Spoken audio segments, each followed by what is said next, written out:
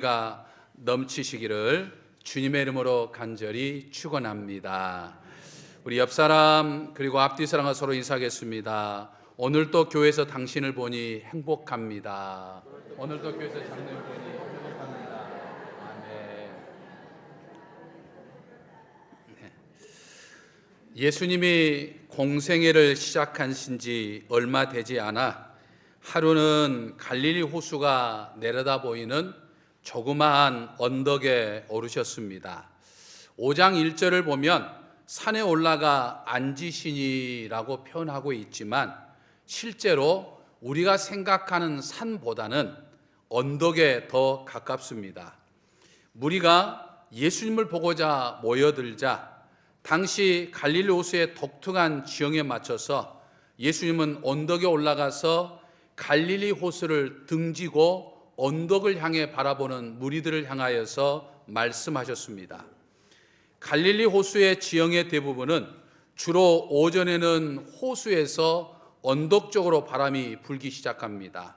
이때는 예수님이 배에 앉아서 말씀하시면 언덕에 모인 사람들까지 예수님의 말씀의 소리가 잘 들렸습니다. 반대로 오후에는 언덕에서 갈릴리 호수 쪽으로 바람이 붑니다. 그러면 예수님이 언덕에 앉으셔서 말씀하시면 갈릴리 호수를 등지고 언덕을 향해 앉아있는 이 사람들에게 예수님의 소리가 잘 들렸던 것이죠. 예수님이 그렇게 언덕 위에서 설교하신 내용을 기록한 게 바로 이 마태복음 5장, 6장, 7장이죠. 이걸 우리는 산상수훈, 즉 산에서 가르치신 교훈이라 이렇게 말을 합니다. 언덕에 앉으신 예수님은 앞에 모여있는 무리들에게 세상 가치관과는 전혀 다른 하늘의 질서, 즉 하나님의 나라의 시민으로 살아가야 할 길을 말씀해 주셨습니다. 이것은 이 땅의 모든 신앙인들이 따라 살아야 할 하늘나라의 헌법이라 부를 만한 말씀들이었습니다. 특히 예수님은 이 땅의 모든 그리스도인을 향하여 너희는 세상의 소금이요 세상의 빛이라 라고 말씀하셨습니다. 그래서 그리스도인들은 이 예수님의 말씀에 의지해서 세상에 사는 날 동안 소금과 빛의 삶을 살아야 하는 것이죠. 우리 그리스도인은 교회 안에서만 소금과 빛으로 살아서는 안 되고 교회 밖인 세상에서도 소금과 빛으로 살아야 한다라고 하는 거죠. 그러므로 우리 그리스도인들은 교회로 모여 하나님 앞에 예배하고 예배 드리는 후에는 세상으로 나아가야 하는 거죠. 그리스도인으로서 나와 우리는 세상의 소금이요 세상의 빛이기 때문에 우리는 늘 하나님을 의식하면서 하나님 앞에서 신실하게도 살아야 하지만 무엇보다도 사람들 앞에서 사람들을 의식하며 진실하게도 살아야 하는 거죠. 여러분, 하나님은 중심을 보시지만 사람들은 외모를 보는 경향이 많이 있어요. 우리 외적인 모습들을 보는 경우가 많이 있습니다. 그러므로 우리는 외모도 가꿀 필요가 있다라고 하는 것이죠. 예배 드리러 교회에 올 때도 여러분들이 하나님을 의식하고 마음의 준비를 해야 하죠. 하나님은 중심을 보시는 분이기 때문에 내 마음의 중심에 내가 오늘 거룩한 주일을 맞아 하나님을 만나고 하나님을 예배하고 하나님과 영적 교제를 나누고 하나님 앞에 영광을 돌리는 삶을 살아야겠다라고 하는 이 마음의 준비를 마음의 중심을 가지고 나와야 하는 것을 알 수 있는 거죠. 또한 내가 예배를 드리러 교회 가는 모습을 누가 봅니까? 세상 사람들이 봐요. 그러니까 예배를 드리러 오는 내 모습도 단정해야 합니다. 그러니까 하나님 앞에 예배 드리는 내 마음도 단정해야 되지만 내 외모도 단정해야 한다라고 하는 거죠. 우리가 예식장에 갈 때는 또는 무슨 잔치집이나 중요한 자리에 갈 때는 최고로의 멋진 옷을 입고 가면서 예배를 드리러 갈 때는 후줄근한 옷을 입고 가거나 또는 슬리퍼를 질질 끌고 교회를 가면 세상 사람들이 그 모습을 보면서 비웃는다 이 말이죠. 그러니까 우리가 하나님을 만나러 가면서도 제대로 갖추지 않으면 세상 사람들은 그 모습을 보면서도 우리를 비웃게 됩니다. 그래서 소금과 빛으로 살려면 하나님을 향해서 먼저 마음을 단정히 하고, 그리고 사람들을 향해서 용모를 단정히 해야 하는 것이죠. 아멘이십니까?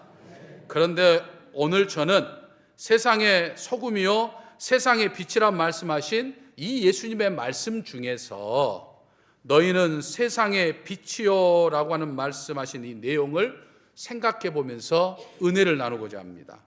예수님은 오늘 나와 우리 모두를 향해서 너희는 세상의 빛이라 라고 말씀하셨습니다.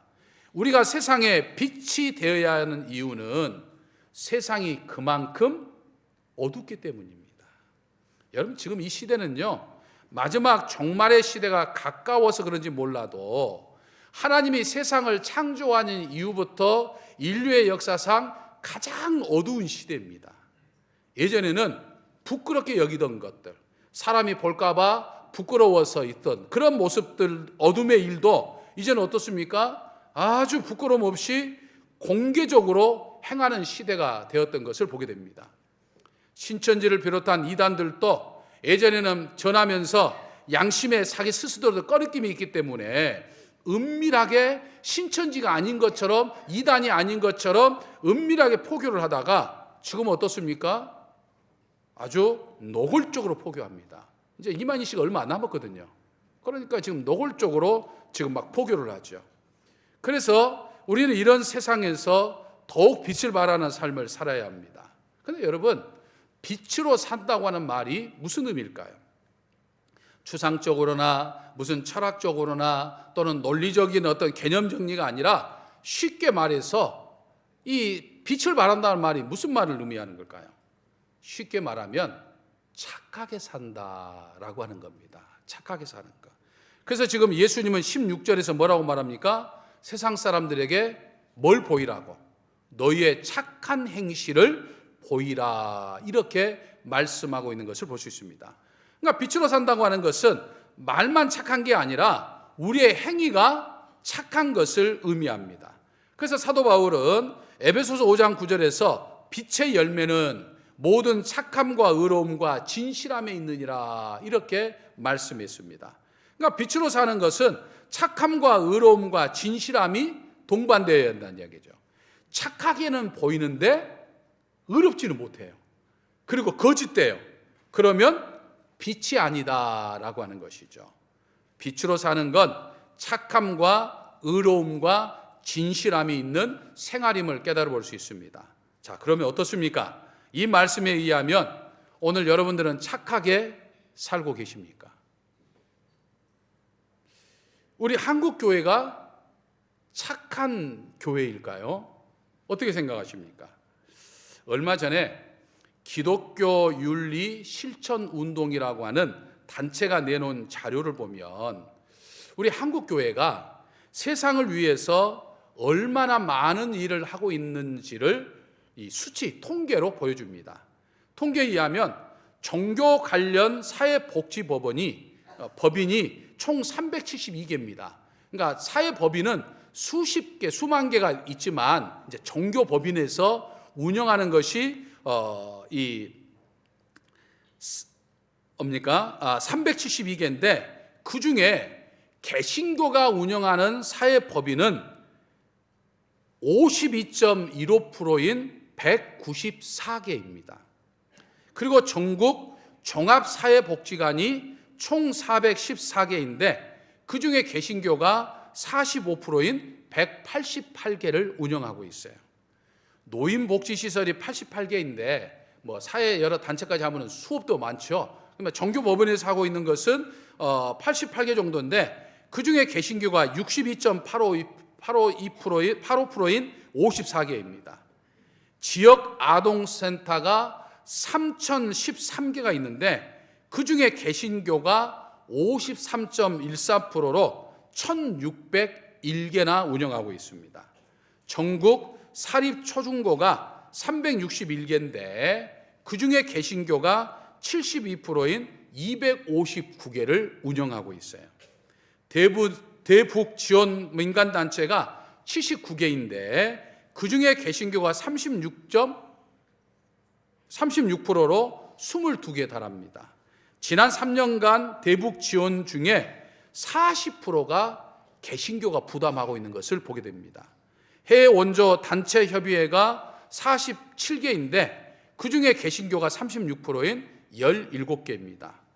전국 종교병원, 그러니까 병원이 많이 있지만 종교단체가 운영하는 병원이 169개인데 그중에 개신교가 29.9%로 49개입니다. 사랑의 장기기증운동본부의 통계에 의하면 장기기증 신청자가 58만 6,407명인데 그중에 개신교가 62%인 36만 3,496명이 한국교회 기증자들이에요. 그러니까 이런 통계를 보면 어떻습니까? 사실 개신교가 타종교나 불신자들과 비교했을 때 월등하게 사회봉사가 많다는 것을 알 수 있는 통계 자료입니다.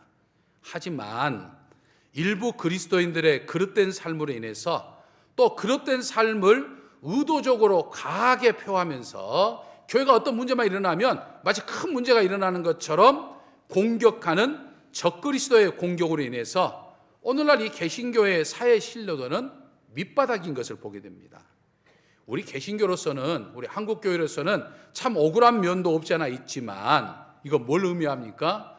그만큼 우리가 일상생활 속에서 더욱더 착한 행실을 행해야 한다고 하는 것을 의미합니다. 그러므로 이번 한 주간도 여러분들 각자의 삶의 자리에서 착한 일들을 많이 하며 사시는 저와 여러분이 되어야 될 줄로 믿습니다. 14절에 의하면 그리스도인의 삶은 마치 산 위에 있는 동네와 같다라고 말씀합니다. 여러분, 산 위에 있는 동네란 말이 무슨 말입니까? 온 세상에 다 보여진다라고 하는 거예요.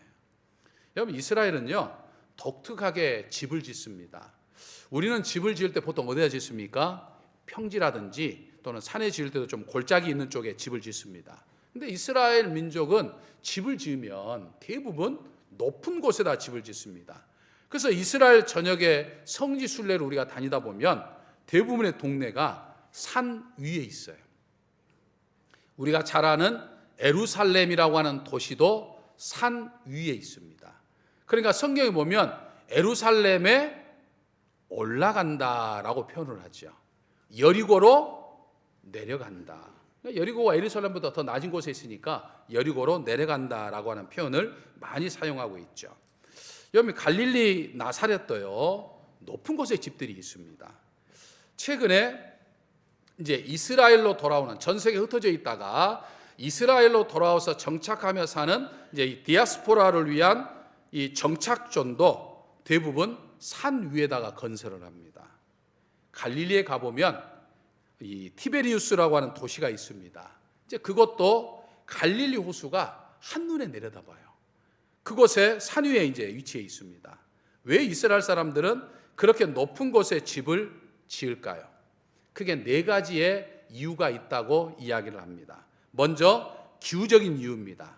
이스라엘 날씨가 덥죠. 날씨가 덥기 때문에 시원한 높은 곳에다가 집을 짓는다라고 하는 거죠. 두 번째로는 지질적인 이유 때문입니다.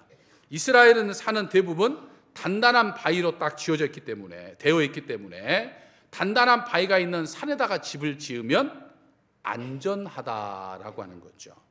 셋째로는 전략적인 이유 때문입니다. 전쟁이 이스라엘은 늘 자주 일어나기 때문에 높은 곳에다가 집을 지으면 적군이 골짜기를 통해 올라오기 때문에 방어하기가 쉽다라고 하는 것이죠. 마지막 네 번째 이유는 영적인 이유입니다. 이스라엘 민족은 산에 올라갈수록 하늘과 가깝기 때문에 하늘과 가까우면 기도가 빨리 응답된다, 이렇게 생각을 했기 때문입니다. 그래서 예수님은 이렇게 이스라엘 사람들이 높은 곳에 집을 짓고 사는 관습을 통해서 우리 그리스도인의 삶이 어떠해야 하는가를 말씀해 주고 있죠. 집이 높은 곳에 있으면 다 보여요. 아래서도 위가 다 보이죠. 그러니까 세상에 사는 그리스도인의 삶은 언제나 노출되어 있어요. 우리는 세상에 살면서 각자의 삶의 자리에서 안 믿는 사람들과 함께 살기 때문에 여러분들의 행동 거지 하나하나가 전부 세상 사람들이 눈에 환히 보이게끔 노출되어 있다라고 하는 거죠. 조금 전에 말씀드린 통계에 의하면 교회가 세상에서 착한 일을 많이 하고 있는 것을 볼 수 있어요. 그 어떤 종교보다도 무슨 불교나 힌두교나 또는 같은 기독교이지만 가톨릭이나 이런 것보다도 개신교가 참으로 많은 일들을 하죠. 어떤 곳에서는 정부가 하는 일보다도 더 착한 일들을 한국교회가 많이 하고 있어요. 개신교가. 그럼에도 오늘날 개신교는 비판을 받고 있죠. 참으로 안타까운 일이 아닐 수 없지만 교회가 세상으로부터 이렇게 비판을 받는 이유는 크게 두 가지 이유 때문에 그렇게 되는 것을 우리는 볼 수 있습니다. 어떤 이유입니까? 먼저 교회는요, 그동안 해왔던 착한 일들을 홍보하지 않습니다. 오른손이 하는 일은 왼손이 모르게 하라라고 하는 예수님의 가르침 때문인지 몰라도 한국교회가 이렇게 많은 일들을 하고 있다고 강구하거나 홍보하지 않아요. 그래서 많은 일들을 하면서도 하나님이 하시면 되지라고 생각하고 그냥 묵묵히 일해왔던 거예요. 근데 오늘 어떻습니까? 교회 안에 여기저기 사람이 사는 곳이기 때문에 교회 안에 문제가 발생을 하면 이게 그냥 세상 밖으로 대서특필이 됩니다. 그러니까 막 언론들이 뭐 신기한 것이 있는 것처럼 막 득다같이 달려들어가지고 이런 문제 있고 저런 문제 있다고 막 언론에다 대서특필해가지고 한국교회가 큰일 난 것처럼 그렇게 이야기를 합니다. 근데 어떻습니까? 교회가 착한 일을 하면 상대적으로 언론들이 와가지고 교회가 무슨 일을 하는지도 몰라요. 심지어 우리 정읍시에서도 우리 교회가 많은 일들을 하는데 정읍시에서도 공무원들 와서 깜짝 놀랍니다. 우리 다비다선 반찬 봉사하는데 적당히 좀 봉사하고 많은 것처럼 생각했는데 시에서 보조하는 것 이상으로 정말 음식들을 맛있게 깔끔하게 정성껏 준비해서 주니까 공무원들이 놀랄 정도예요. 근데 그걸 일반 사람들이 알지는 못해요. 많은 일들을 해도 홍보가 되지 않기 때문에 그래요.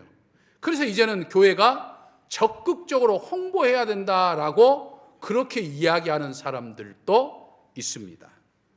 또 다른 이유는 교회에 대한 기대치가 높기 때문이에요. 세상 사람들은요, 우리 믿는 사람들의 기대치가 굉장히 높아요. 마치 우리가 천사나 되는 것처럼 세상 사람들은 생각합니다. 교회가 세상보다 더 나빠서 비난당하는 것도 아니에요. 세상은 깨끗한데 교회만 유달리 더러워서 문제가 된 것도 결코 아니죠. 상대적으로 보면 교회는 세상보다도 훨씬 깨끗하고 훨씬 좋은 일들을 많이 합니다. 다만 조금 전에 말씀드린 것처럼 세상의 죄는 잘 안 드러나고 교회에서의 죄는 잘 드러나기 마련입니다.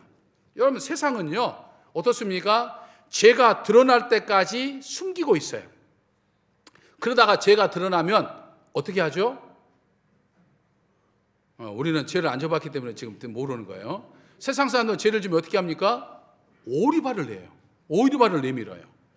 여러분, 국회의원들이나 지금 정치 사회 지도층도 가만히 보세요. 온갖 불법 비리는 다 저질러가지고 증거가 차고 넘치는데도 어떻게 해요? 계속 오리발 내밀잖아요.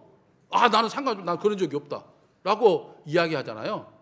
최근에도 지금 국민의회 강원도의 모 국회의원 그러잖아요. 전부 다 드러났는데도 나는 아무 상관이 없다 이렇게 하면서 오리발을 내미는 것이 모습이에요. 근데 교회는 어떻습니까? 언제든지 공개되어 있어요. 드러나면 숨길래야 숨길 수가 없어요. 그러니까 교회에 대한 기대치가 있기 때문에 작은 죄를 가지고서도 세상은 이야기합니다. 그래서 우리 그리스도인들의 행동 거지가 더 조심해야 할 이유가 바로 여기에 있어요. 여러분, 내 말 한마디 한마디가 나로 끝나는 게 아닙니다. 내 말 한마디 한마디가 하나님의 영광이나 교회에 대한 세상 사람들의 평가가 달라지게 되어 있어요. 내 행동 하나하나가 그냥 개인 자연인으로서 내 문제로 끝나는 것이 아니라 내 행동 하나하나가 정읍제일교회 또는 하나님의 영광을 평가하는 평가 기준이 되어버린다라고 하는 거예요. 그렇기 때문에 우리는 세상에서 착한 행실을 통해서 세상을 비추는 삶을, 빛을 비추는 삶을 살아야 합니다. 그러면 어떻게 해야 착하게 살 수 있을까요? 성경 우리 그리스도인들이 착하게 살 수 있는 몇 가지 비밀을 가르쳐 줍니다. 먼저 하나님을 대면하는 삶을 살아야 한다고 말합니다. 여러분, 하나님을 가까이 하면 하나님이 의식돼요. 하나님이 생각되니까 삶의 자리에서 하나님의 뜻에 어긋나는 삶을 살아가기 어렵죠. 그러니까 우리가 예배를 드리기에 힘쓰고 교회에서나 개인적으로 기도에 힘쓰는 이유는 하나님을 만나고 하나님을 가까이 하고 하나님을 대면하기 위하죠. 하나님과의 깊은 영적 교제를 받아서 변화를 받아 빛을 비추는 삶을 살게 되는 것이죠. 여러분, 발광체가 있고 반사체가 있죠. 발광체는 뭡니까? 스스로 빛을 내는 거죠. 반사체는요, 빛을 받아서 반사하는 거예요. 하나님은 발광체예요. 하나님은 스스로 빛이신 분이에요. 영광이신 분이에요. 우리는 그 영광의 빛을 받아서 반사하는 반사체예요. 반사체는 우리가 세상의 빛을 발하려면 광체이신, 발광체이신 하나님을 대면하고 하나님을 늘 가까이 해야 되는 거죠. 그래서 이사야 선지자는 60장 1절에서 일어나라 빛을 발하라 이는 내 빛이 이르렀고 여호와의 영광이 내 위에 임하였음이니라 라고 말씀합니다.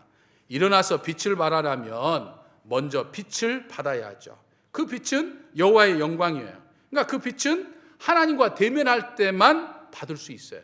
그러니까 여러분들이 하나님을 가까이 하면 가까이 할수록 여러분들에게 빛이 나는 거예요. 착한 행실을 하게 되는 거예요. 그러므로 언제나 하나님을 늘 가까이 하는 저와 여러분이 되시기를 주님의 이름으로 간절히 축원합니다. 다음으로 하나님의 말씀으로 충만해야 됩니다. 여러분, 우리가 착하게 빛으로 살려면 그렇게 살 수 있는 능력이 있어야 돼요. 근데 어떻게 능력이 생기느냐? 하나님의 말씀이 우리에게 그 능력을 줍니다.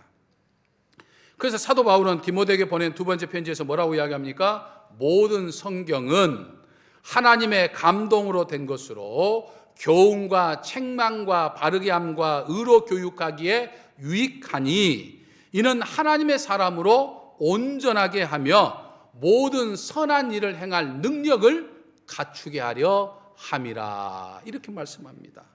여러분, 성경은요, 하나님의 사람인 그리스도인을 온전하게 합니다. 그리고 선한 일을 행할 능력을 갖추게 합니다. 그래서 성경을 읽다가 변화된 사람들이 많이 있는 것을 보게 돼요.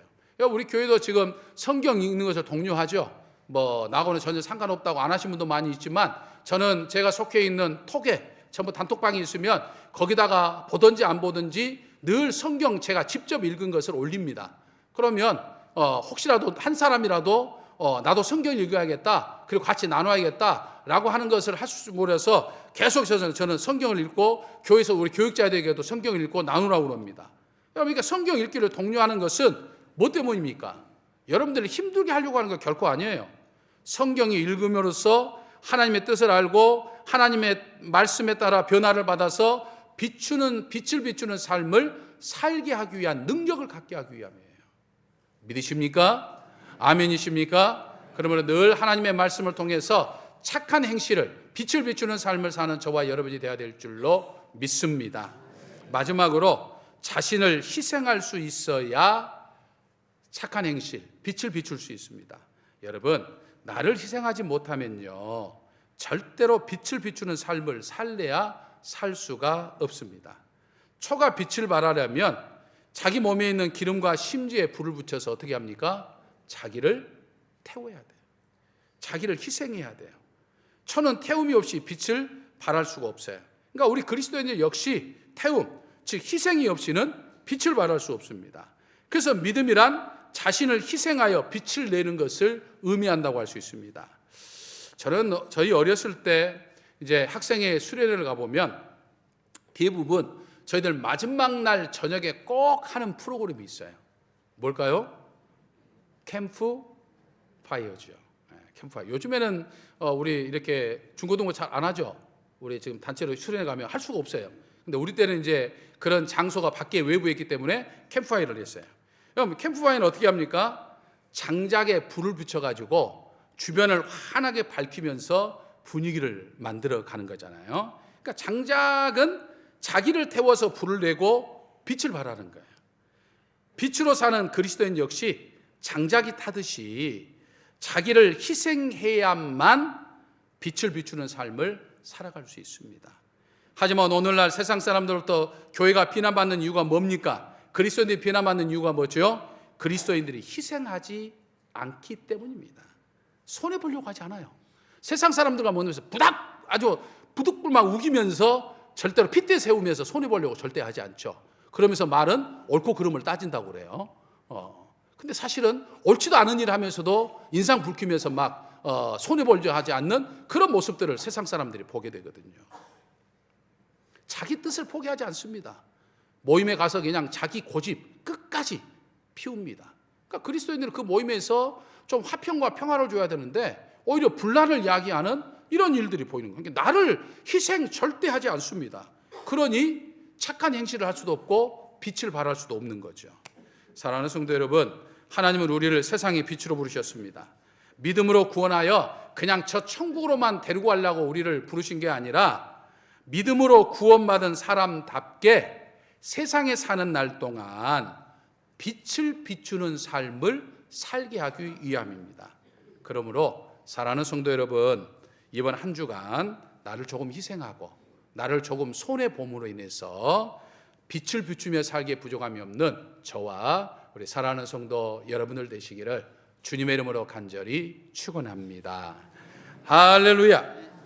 은총의 아버지 하나님, 천국 가는 그날까지 이 세상에 머물며 사는 저희가 빛이신 예수 그리스도의 빛을 받아 그 빛을 비추는 삶을 살게 하여 주옵소서. 아무리 바쁘고 분주하게 보낸다 할지라도 예배와 기도를 통해 늘 하나님과 친밀한 대면을 통해 빛을 비추게 하시고 하나님의 말씀을 주야로 묵상함으로 하나님의 뜻을 바로 실천함으로 빛을 비추게 하시고 저희들을 희생하고 손해봄으로 인해서 빛을 비추게 하여 주옵소서. 그리하여 세상 사람들이 빛으로 사는 저희의 빛을 보고 예수 그리스도께로 나오는 역사가 있게 하여 주시옵소서. 예수님의 이름으로 기도하옵나이다. 아멘.